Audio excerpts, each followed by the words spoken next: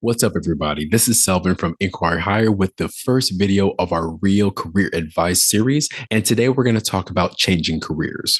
Thanks so much for tuning in.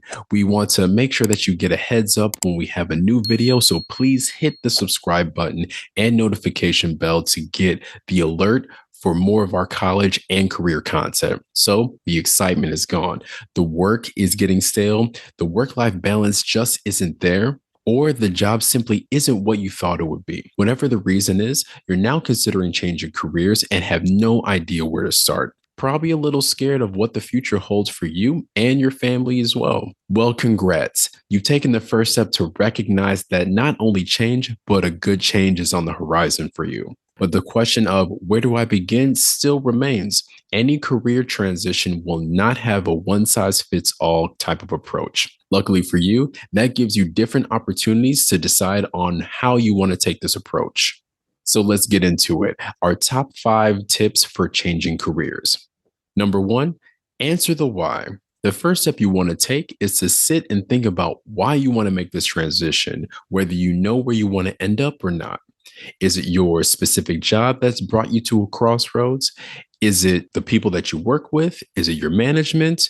Is it your company or even your salary projection? If it's one of those, why don't you like it? What you're trying to do is identify any smaller changes you can make to solve the disconnect without completely changing your career. But if it's truly the industry that's a problem, then you can move on to our next step, which is doing the research. First, figure out what you're missing from your career and start researching other careers that would fill the void with little to no trade off. It may also help to acknowledge anything you like about your current career and put that into a sentence. For example, I like helping people, but I'm tired of the customer service setting. Or I like solving complex problems, but I'd like to make more money doing so.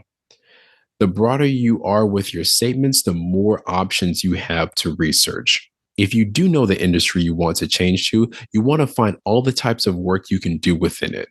Spend some time on the internet digging for this information. Another important method is talking to people who are already doing the work.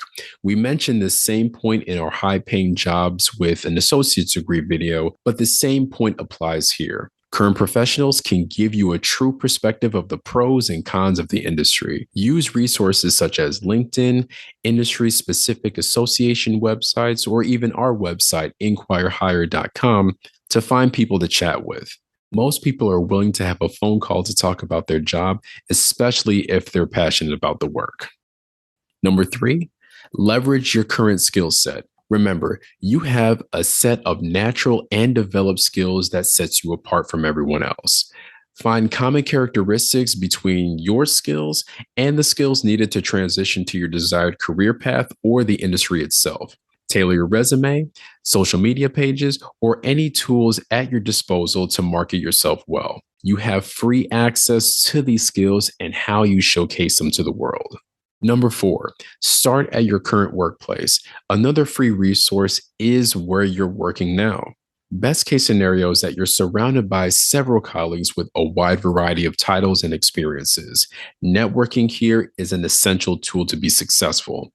Talking to some of those people who have the skills or even the jobs that you want will help you understand their experiences. Collaborating with them on work projects to get some firsthand experience that you can also document is another method to help with your transition. Developing a good rapport and having an eagerness to learn will leave a memorable mark with your colleagues and add another piece to your resume or portfolio that will make you marketable for future opportunities. Some of our previous podcast guests have applied these methods in their own journeys. When you get a chance, check out our interviews with Toby Baker, who was a recruiter and transitioned to becoming a data analyst, or Aaron Robertson, who saw a need for more diverse suppliers at his workplace, took on a project, and literally created a position for himself. Now, before we get to the last point, we want to remind you to hit that like button to help us reach a greater audience that could also benefit from this information. Our last step is going back to school or taking some additional courses. Now, if you have a greater transition than what networking or skill leveraging alone can't solve, you may consider going back to school or taking some kind of continuing education. This includes traditional degree programs, online boot camps, or just individual courses. Also, utilize any free classes, videos, or other resources in reach, even if they don't provide any specific credentials. The skills learned can still be valuable to you and showcase in an appealing way. So, those are our top 5 tips for a successful career transition. If you liked the video or found it to be helpful, please hit the like button and subscribe to the channel for more videos and interviews. If you have any questions, feel free to leave them in the comments so we can get back to you, or let us know other videos you want to see from us. Again, this is Selvin from Inquire Higher, and until next time, peace.